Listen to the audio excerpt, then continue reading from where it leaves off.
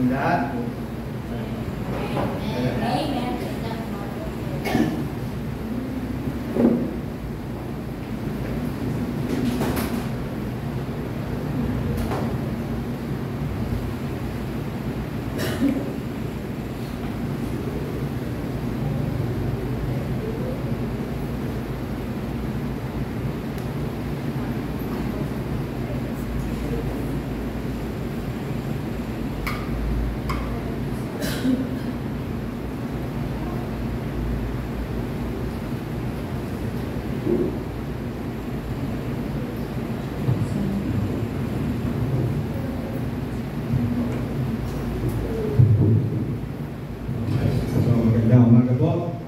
Samahan niyo muna po ako sa isang maisong panalangin. Dakila namin Diyos na makapangyarihan sa lahat. Nagpupuri, nagpapasalamat kami sa umagang ito. Sa pagkakataon na binigay mo na muli kami ay makarinig ng iyong mensahe. Ang pong dalangin na tulungan mo ko sa paghahayag po nito. At tulungan mo rin ang aking mga kapatid na makikinig. Bukas mo ang kanilang puso at isip para maunawaan ang mensahe nito. Panginoon, namin pong ipinagkakatiwala ito sa iyo. Nawa ang iyong banal na Espiritu ang siyang manguna sa aming pong kalagitnaan. Dalayan ko po, Panginoon, na ikaw ang siyang maitaas at maluwalhati sa umagang ito. Kung aming samot dalangin sa pangalan ng iyong mananak na si Jesus. Amen. So alam po na bawat isa sa atin ay siguro tuyang-tuya na sa ating mga napapanood patungkol sa baha. So, kapag napanood sa mga international news, sigat na sigat po tayo. Kasi tayo lang yung bansa na merong mga project na na-turnover, may clearance, pero walang makita. So, kumbaga, naranasan natin talaga yung matinding pagbaha. Kami po, first time ako, 40 years na po kami sa Cainta. Pero ngayong ulang naranasan, kami po ay papunta ng Morong. At simula po doon sa Antipolo, grabe yung ragasa ng baha na naranasan. First time ko na-encounter doon. At pagdating namin ng Teresa, natakot po kami kasi malalim. Kasi doon lahat yung bagsak. Sabi nila, babalik ba tayo o hindi? Kaya lang, gusto ko sanang iparada na doon sa iglesia, pero idiniretso na namin. So, purihin ng Diyos, nakarating naman kami. Pero kinabahan din ako kasi baka malungkot kami. Tapos sumunod na Sabado, ganun din. Hindi, pagkahatid ko sa kanila, pumunta ako ng client. Tapos pagbalik namin sa Sterling na, zero visibility na. Wala kami makita sa highway. So ginawa po namin, huminto kami doon sa gasolina. Tapos nung tumila na, pumunta kami doon sa church. Pero grabe, pagbaba ng tulay, ngayon ka lang na alam. Ang laki ng baka, talaga yung ragasa. Grabe. Sabi ni Ding na balik tayo. Sabi ko, mas mahirap balik. So diniretso ko doon. Kasi alam ko, pataas yung church eh. So kung lalaki, hindi abutin. Tinago ko dun sa may mantika. Tapos next ko yung dalawa na doon. Kung tayo dyan, okay lang kayo kasi baka hanapin nila kami. So, nakita ko po yung grabe talaga. Yung mga lugar na hindi na pinapaha ay pinapaha. Nakakagalit, di ba? Lalo na kung ikaw ay nagbabayad ng tax, tapos makikita mo na ganun lang. So, at isang bagay, na ngayon kung tayo ay balitang balita, purihin ng Diyos dahil nasa headline tayo ngayon. So, si Alex Ayala ay nanalo ng champion sa tennis. So, headline tayo ngayon. So, kumbaga nabawi. May Pilipino na tumayo, nag-champion sa GDN tennis. So, purihin ng Diyos. At least, gaganda yung imahe natin. Pero bakit ko po ito sa akin na kinokonekta dun sa mensahe? Ito pong outline ko, mga 3 weeks ago ko pa nagawa. Sa tuwing maririnig ko po yung dalawang legislator na palaging may Bible verse every time na sila po ay nagsasalita. Later on, nakita natin yung mga ginawa pala nila. May bakit? Parang sa tuwing magsasalita, parang gusto ko nang pinapatay ko talaga yung TV. Kasi parang hindi akma na makakarinig ka, tapos ganun pala yung nangyayari. At lalo na yung dati ko gusto ko manood ng mga hearings, pero nakita ko yung mga nakaupo doon ay questionable din ang mga karakter. Last week, at message ni Pastor Raul ay tinalakay na yung counterfeit gospel. So habang tinatala, sabi ko, mukhang masasagasaan yata yung outline na ginawa ko. So kasi hindi naman po kami nag-uusap. Kasi yung topic ngayon ay hindi halos ganun din. Counterfeit din. Ito yung misay na pag-uusapan ko natin. Alin po dyan ang authentic at fake?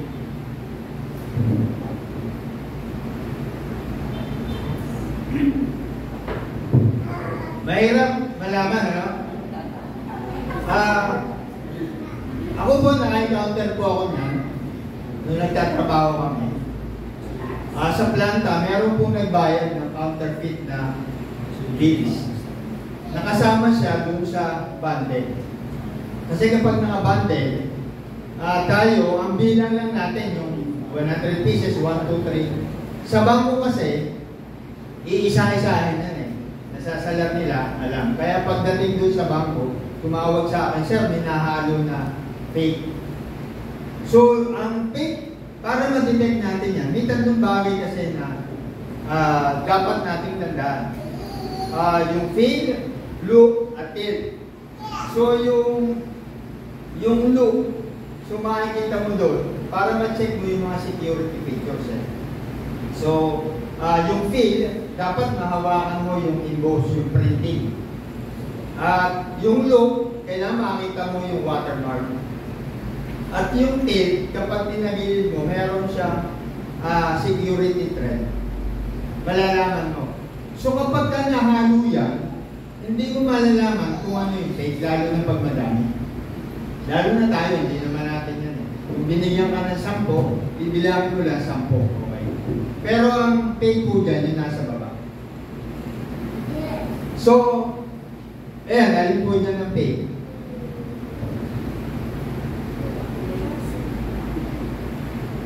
Hindi nyo alam, di ba? Mahirap. So, ang fake dyan, yung nasa kanan. Kanan. So, hindi mo malalaman. Hindi mo ma-determine. Pag pumunta ka sa Green Hills, at may dala kang original na bag, yung mga tindera doon, alam, original yung bag mo. Alam nila. Pero tayo, may hirapan tayo na malaman.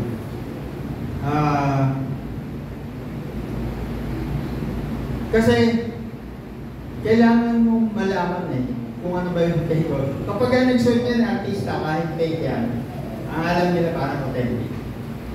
So, kapag ka bumili ka ng payo, alam niyo rin kung ano fake. Diba? Tayong mahihirap ay bumibili ng payo para hindi tayo magkasakit at tayo makapagtrabaho at makabili ng kotse, ng hulugan. Pero yung mga kontraktor ay bumili ng kotse dahil gusto ko kayo. Nakita nyo yung kaiban? So, sabi nga ni Ted Palum doon sa isang portion, meron siyang tinawagan. Grab driver. Anong ginagawa mo dyan? Paano ba naguhulog? Ano po, una, sumali ako sa paluwagan. Tapos nung makaipon akong 120, ibinili, sa halip na tricycle, inihulog ko yun. Bumili ako ng kotse. So, nagagrab ako. Kaya sir, dapat 5 taon, hindi ako magkakasakit. Kasi kailangan kong bayaran ito. So, nakita po natin yun. So, in the same way, yung fake na shoes, fake na bills, fake na bag, ganun din yung false humility. O huwad na pagpapakumbaba o kababang loob. False humility may look impressive for a time. But sooner or later, the truth comes out. Diba? Yung mga napapanood natin na nag-quote ng mga Bible verse, akala natin ito, pero lumalabas yung katotohanan. So, ito yung dapat natin patuloy. Ano ba yung false humility? Tingnan po natin. Ano ba yung humility? Sa tagal, pagpapakumbaba, mababang loob. Ano ito? A genuine heart attitude of dependence on God. So, makikita natin yung tunay sa loobin niya, yung puso niya, meron siya pagtitiwala sa Diyos. So, yun yung humility. Kailangan yung puso tapat, nandun yung totoong may pagtitiwala, pananampalataya sa Diyos. So, ano yung false humility? False humility ay outward appearance of lowliness, but inwardly motivated by pride or self-gain. So sa Tagalog, kuwaan, counterfeit, false, iisa yung meaning nito. So yung palabas na nyo, yung kababaan loob, okay, pero punong-puno ng pagmamataas o pakinabang sa sarili. Yun yung pagkakaiba. At tayo mga mananampalataya, importante yung discernment. Kailangan ma-discern natin. Kasi yung false humility can deceive both the person and others. So yung kahalagaan nito, yung kaunawaan, dapat natin malaman. Kasi yung huwad na pagpapakumbaba ay maaaring makalinlang sa kapwa at sa iba. Hindi natin malaman. Kaya dapat madidiscern natin. So tayo mga Pinoy, mga Pilipino, relate na relate tayo. We are humble, but secretly, we are waiting for everyone. Diba? Parang humble tayo, kita tayo, pero sa puso natin, naghihintay din tayo. Ano yung mga halimbawa? Diba? Nasabihan natin, ako, tutulong ako magbibigay ako. Ngayon, pero, pag nangailangan ako, tutulungan mo rin ako Diba? Ganun tayo, diyan, mga Pinoy.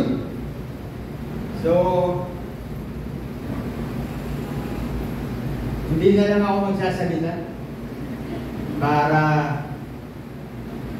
walang gulo. Pero, wala naman talaga akong pakialam. Yun yung ano natin, So, sa totoo lang, walang takal, pero ayaw mo magsimula. Lagi merong, ano tayo. Kapag umattend tayo ng isang gathering, marami. Kung kayo dito, punta kayo dito. Ay hindi, sa likod na lang ako. Para madali ako makalabas. O mga takas. Kapag kainan, dahan-dahan. Kumauna na kayo. Paano na ako kumain? Para yung huli sa akin.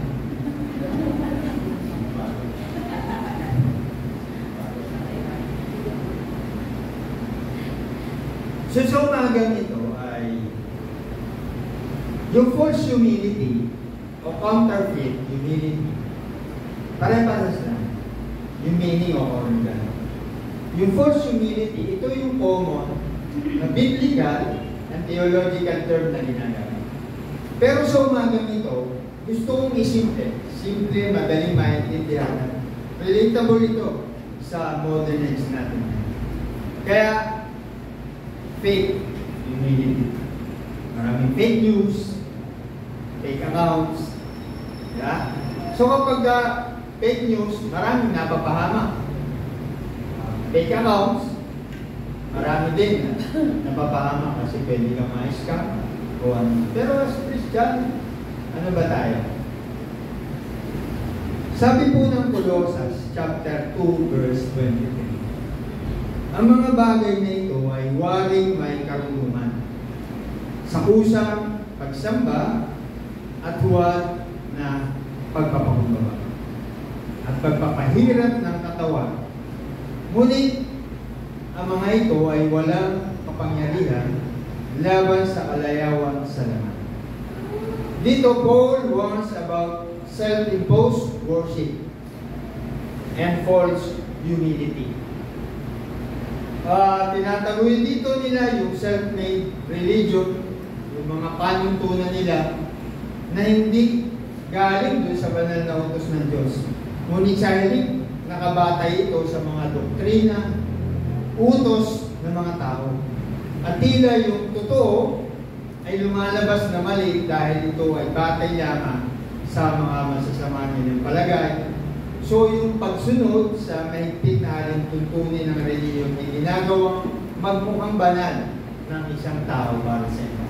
So may warning dito si Paul, yung self-imposed worship and false humility.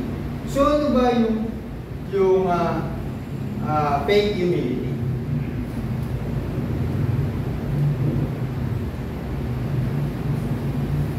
Fake humility is pride in disguise. Pride, pagpapahalaga sa sarili, pagmamalaki, so yung disguise, pagkukunwari, o pagbabalangkayo.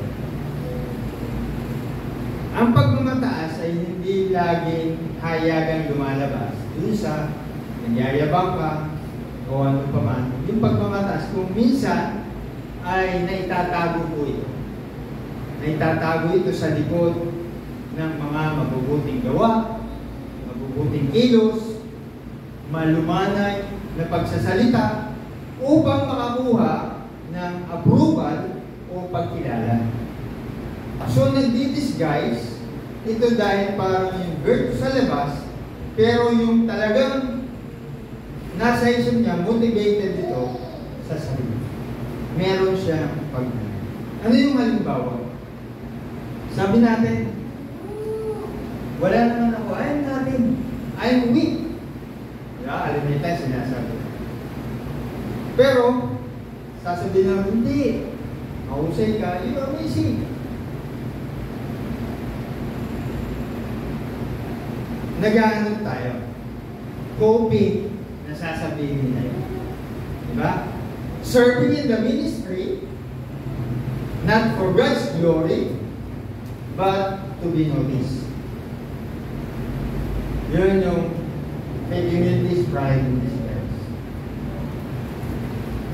Serving in the ministry, not for God's glory, but to be noticed. So yan yung halimbawa doon sa Mateo chapter 6 verse 2, yung mga Pariseo nagbigay, naglimos publicly para ma-admire sila ng tao. Mapanganin po yun. Dangerous. Bakit? It dishonors God. Because God's glory ay nawawala, na-stolen natin sa Kanya at nare-redirect sa sarili. It dishonors God because glory is stolen from Him and redirected to Him sa sarili natin. Kaya, delikado ito. So, looks holy but is self-centered and rooted in pride. So, mukhang banal, ngunit nakasentro sa sarili, puno ng pagmamataas. Maaaring pwede tayong mayroong bit-bit ng mga Bible o ayos yung dala natin, pero sa sarili natin, yung pride nandun. Self-centered, rooted in pride.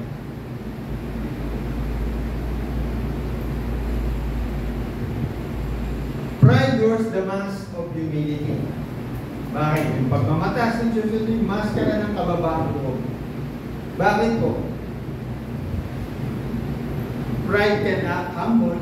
Pwede tayong magpakita na tayo ay humble. Pwede tayong magsalita na parang humble. And even look humble. But its hidden motive is self-exaltation. Yung tigo natin parang may taas yung sarili. So pride was the mask of humility. Kaya dapat examinin natin yung ating mga sarili. Humility is not about words or appearance. Hindi ito sa ating pananalita o sa nakikita. It's about the heart being fully surrendered to God. Yun yung totoo pagpakumbaba. Hindi ito sa nakikita o ano man, kundi yung 100% surrender to God. Kaya nga po, binigyan tayo ng babalay. Sabi nun, be careful not to practice your righteousness in front of others to be seen by them. Sabi ng Mateo chapter 6 verse 1, pag-ingatan ninyong hindi pakitang tao ang pagtupad ninyo sa inyong mga tungkulin sa Diyos. Kapag ganyan ang ginawa ninyo, wala kayong matatamong gantimpala buhat sa inyong Ama na sa langit.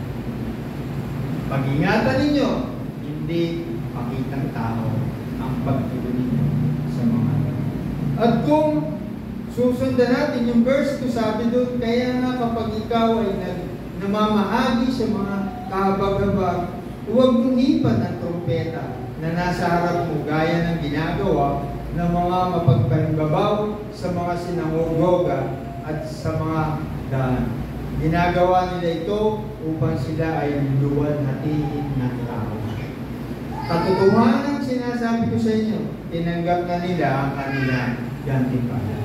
Kung mamamahagi ka sa mga kahabag-habag, huwag mo nang ipalam sa iyong kaliwang kamay kung ano ang ginagawa ng iyong kanang kamay. Sa gayon, nalilihim ang iyong pagmamahagi sa mga kahabag-habag. Ang iyong Ama na nakakita sa lihim ay huwag mong tularan ang mga mapagbabaw. Ito sapagkat gustong-gusto nilang nananalan.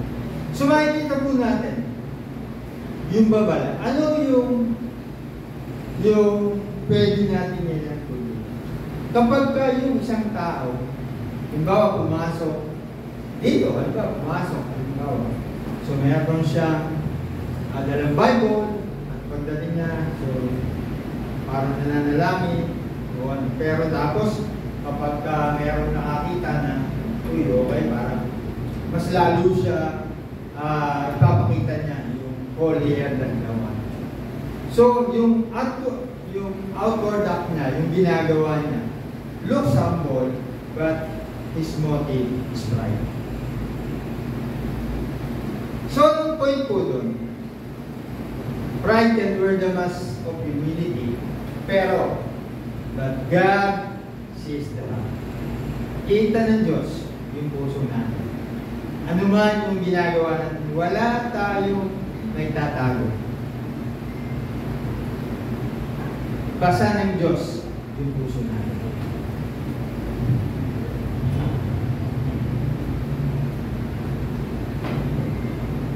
So napakalaga, kaya dapat maingat tayo.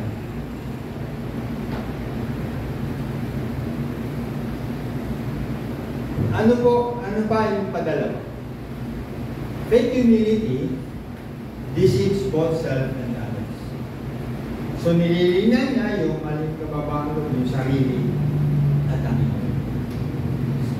Meron siyang babala. Sabi ng Isaiah chapter 29, verse 30. Sasabihin naman ni Yahweh, sa salita lamang malapit sa akin ang mga tao nito. At sa bibig lamang nila ako iginagala. Subalit, inilayo nila sa akin ang kanilang puso. At ayon lamang sa utos ng tao ang kanilang paglilingkod. Dito, pasok na pasok yung kasabihan. Kristiyano, sa puso, hindi sa puso.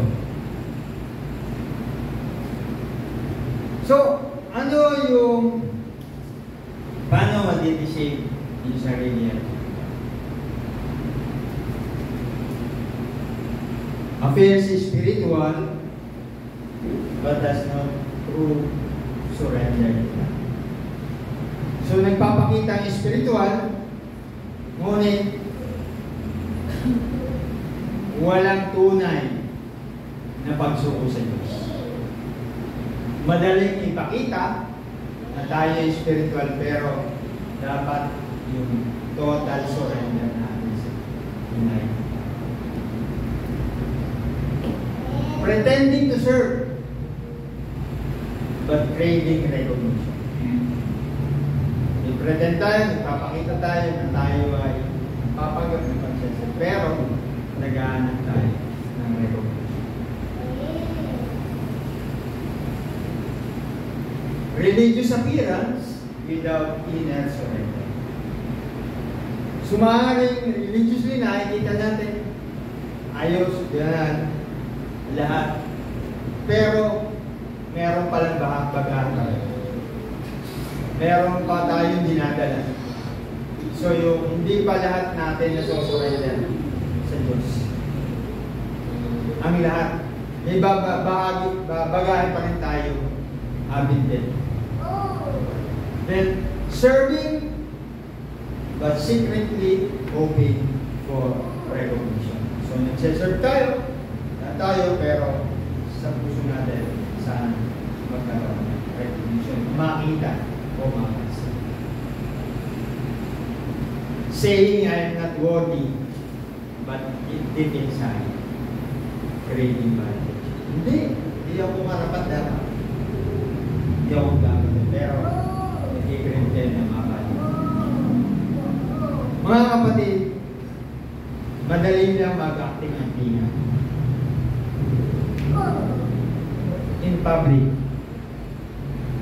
But God knows what's truly going on inside our minds and our hearts. Alam ng Diyos ano yung tumatakbo sa ating isip, sa ating puso. Wala tayong mga ibang kakain. So ano yung halimbawa? Yung isang namamalimos, yung beggar, so papanggap siya na mahirap, pero yung pala meron siyang tinatagong pera. Diba? So yun yung illustration. Meron pala siyang tinatagong pera, pero parang tingin mahirap. Likewise, maraming tao na nagpe-pretend to be humble, but their hearts are filled with pride. So anong point doon? False humility or fake humility misleads others and blind us to our own need of God. So nabubulag tayo dun sa dapat na natanggap natin. So ano yung tatlong puntos lang po ito. True humility, yung totoong tunay na kababang-loob ay matatagpuan lang natin kay Kristo. Sabi po ng Filipos chapter 2 verse 5 to 8, ito ay sapagkat kailangang taglayin ninyo ang kaisipan na nakay Kristo Jesus din naman. Bagaman siya ay nasa anyong Diyos, hindi niya itinuri na kailangang panghahawakan ang kanyang pagiging kapantay ng Diyos. Bagkus, ginawa niyang walang kabuluhan ang kanyang sarili at tinanggap niya ang anyo ng isang alipin at nakitulad sa tao. Yamang siya ay nasumpungan sa anyong tao, siya ay nagpakumbaba at naging masunurin hanggang sa kamatayan, maging sa kamatayan sa krus. Jesus humbled himself even to death on the cross. So yung true humility seeks God's glory, not man's praise. Yun yung totoong pagpapakumbaba. So let us imitate Christ's humility. Yun yung tularan natin. Not just in words or appearance, but in the heart.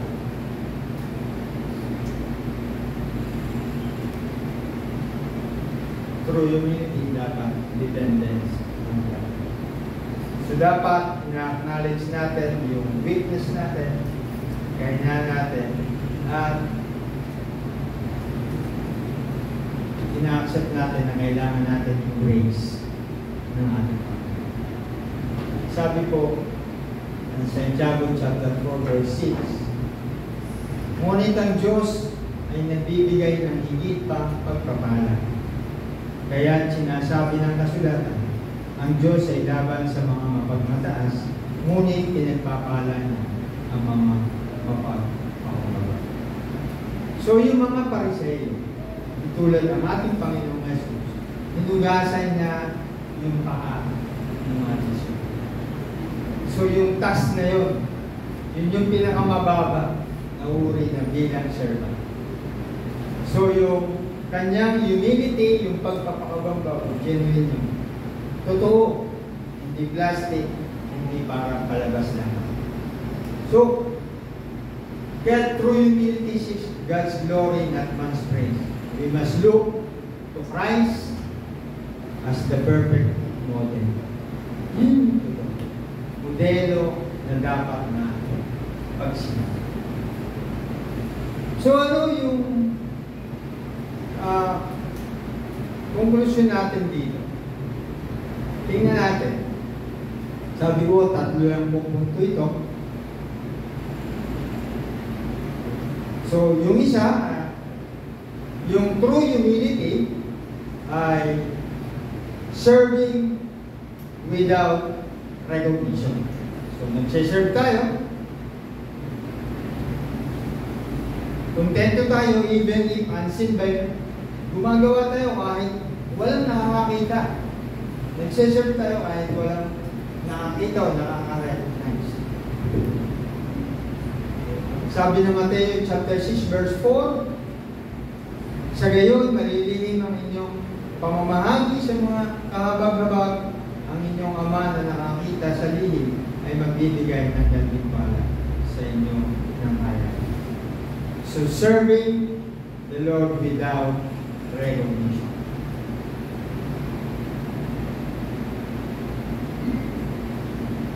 Hindi tulad ng mga Pariseo na nag-serve sila pero gusto nila nakikita ng mga tao.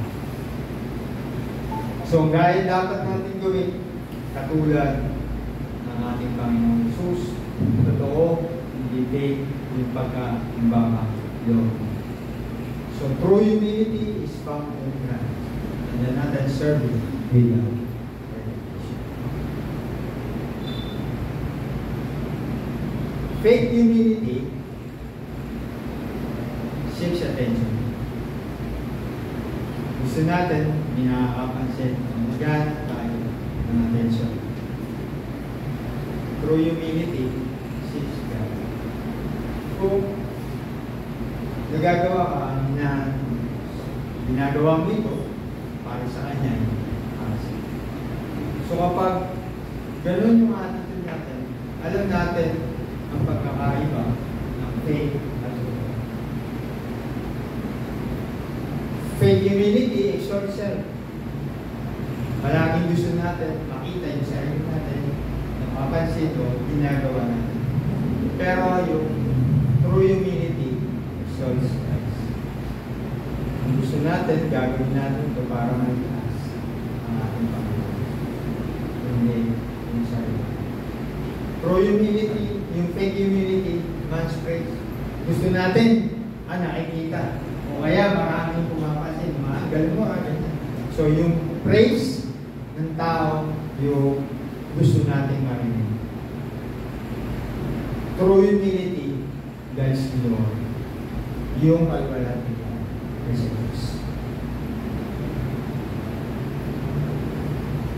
Fake humility looks holy, but it's rooted in life. Parang sa tingin natin, okay ito. Alam natin, from Genesis to Revelation, kahit tanong mo lahat, alam. Pero walang total surrender o hindi natin nakikita. Yun. Kasi dapat, kung merong alam tayo dapat, na-apply natin. Ano yung tama o ano yung sinasabi ng banal na kasulatan bilang isa tunay naman. So, true humility is not about appearance, but about surrendering to God. Hindi mahalaga kung ano yung ginagawa mo o kung ang dami mo alam o ano man, ang importante, 100% surrender. Kasi kung 100% na nakasurrender tayo sa God, lahat it follows. Lahat na magagandang gagawin, yun yung produkto lang. Kasi nakasurrender tayo sa Diyos. Gagawa tayo ng tama, ayon sa nais ng Diyos, susundin natin yung mga salita ng Diyos dahil total surrender. Ano man yung nais ng Diyos, ano man yung tama, gagawin natin dahil yun ang inuuto sa 100%. Hindi importante kung ano yung nakikita natin sa Diyos. Fake humility, impress people. So maaaring ma-impress natin ang mga tao sa bawat ginagawa natin. Pinapakita natin lahat para makakita. So, i-impress natin yung iba. True humility receives God's grace. Yun yung ito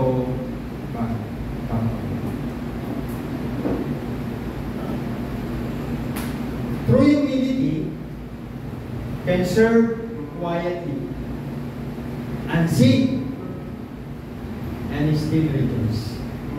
Kahit walang nakakakita, nahihirapan, napapansin, patuloy na nagpupuro sa Diyos. True humility accept both praise and correction without being shaken. Inokore ka, ine-praise ka, accept mo na hindi ka napapansin. Yun yung tunay. Tumatanggap ka ng papuri, tumatanggap ka rin ng pagkorek. Sa pastor, sa leaders, o sino man o kapatiran, without being shaken. Kung isasamang loob, hindi magtatanong ng galit o ano pa man. Yun yung true humility. At dito po ako magtatapos. Malapit na kasi yung Pasko. September na kasi. September na. Natatandaan ko po, no? Nasa trabaho. Christmas party namin. Hindi kami yung company na makatanggap ng malalaking regalo. So yung isang staff namin ay gumawa ng napakagandang regalo, malaki, balot na balot, may ribbon. At yun yung inilagay namin kasama ng mga matatamaan namin sa ramo. Tuwan-tuwa sila. Gustong-gusto nilang makuha yung malaki, magandang balot. Kasi yung iba ay ordinaryo lamang. So, nag-i-expect, excited ang bawat isa. Thinking it was a great gift Parang halimbawa si Judah, nagawa siya ng regalo. Ganitong kaganda. At birthday ni Pastor Royal. Ginawa siya si Pastor Royal, excited. Na-excited na makita niya. Pero nung binuksan niya, box lang talaga. Completely empty. Sa amin din, tuwang-tuwa sila, binuksan nila, pero wala silang makitang laman. Kaya lungkot na lungkot yung nakakuha. Akala niya, jackpot na.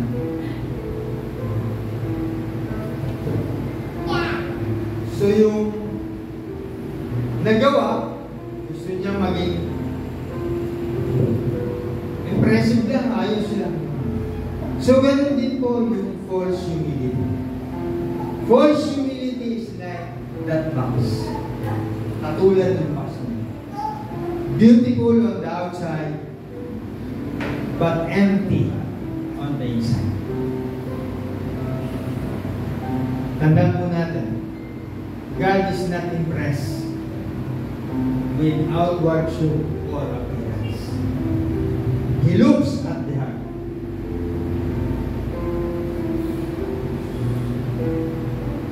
Man looks at the outward appearance, but the Lord looks at the heart.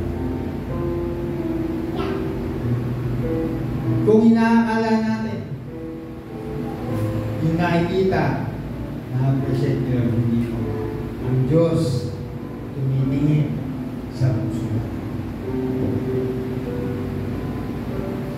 Samuel chapter 16 verse 7, ngunit sinabi sa kanya ni Yahweh, huwag mong tingnan ang kanyang taas at kakisigan, sapagkat hindi siya pinili. Si Yahweh hindi tumitingin ng katulad ng pagtingin ng tao. Panlabas na inyo ang tinitingnan ng tao, ngunit puso ang tinitingnan ni Yahweh. Dahil yung tagpo na ito, yung mga anak ni Jesse na ibili ni Samuel, hinahanap nila yung mga anak at nakita niya si William pati puno. Sabi niya, ito na. Pero hindi, at hinahanap niya sila. Challenge ko. Let us examine our hearts and walk in the humility of Christ. God resists the proud, but gives grace to the humble.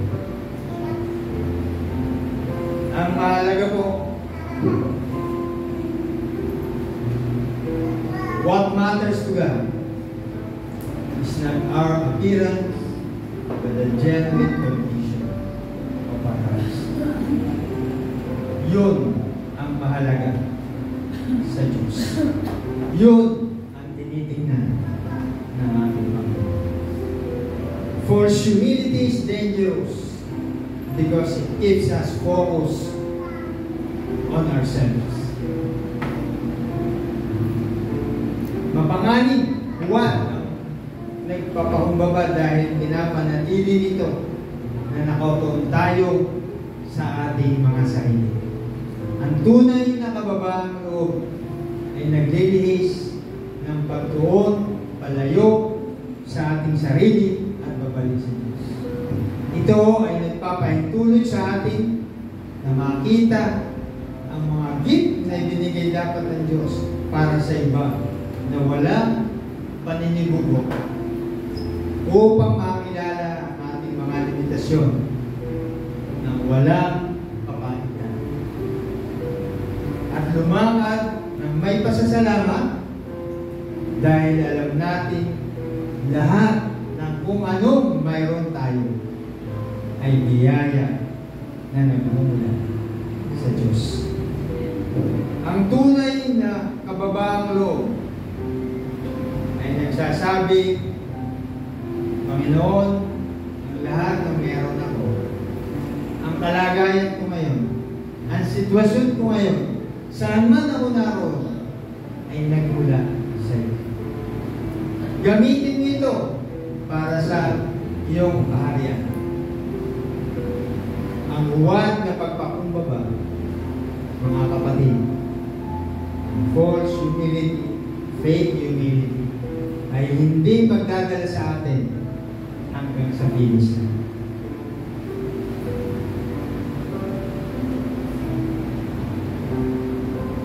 Mga kapatid, ang Panginoon ay hindi tumitingin sa panglabas natin. He's looking for a humble heart, surrendered to Him. Humble yourselves in the sight of the Lord, and He shall lift you up. James chapter 4, verse 9. So kung ang Panginoon ay nangungusap sa iyo ngayon, hingin mo yung puso at tunay na pagpapakumbaba upang magsimula mabigyan ng alwalatian ng Diyos sa buhay natin. Tayo po ay manalangin. Panginoon, maraming salamat. Nakita namin, Panginoon, kung ano yung dapat namin ang totoo pagpapakumbaba. Lord, patawarin mo kami kung may pagkakataon na hindi kami naging totoo. Patawarin mo kami kung minsan nagnanais kami ng papuri na nagmumula sa tao. Linisin mo kami at sa mga oras na ito, Panginoon, tulungan mo po kami na bawat gagawin namin, anumang plano, anumang desisyon sa aming personal na buhay, sa ministry. Nawa po, Diyos, ang iisipin namin ay para sa iyong kalwalatian. Wala mang nakakakita. Gagawin namin ito ng buong puso dahil alam namin na ang lahat ng ito ay para sa iyo. Lord, tulungan mo kami kung makapamuhay kami na mayroong katapatan. Tulungan mo kami, O Diyos, na kami ay patuloy na magliwanag sa sanlibutan. Salamat dahil sa kabila ng aming pagkukulang, sa kabila ng aming kasalanan, hindi ka nagbago, hindi mo kami pinabaya. Ngayon sa umagang ito, sa iyo ang papuri, sa iyo ang pasasalamat sa pangalan ng iyong mahal na anak na sa Isus.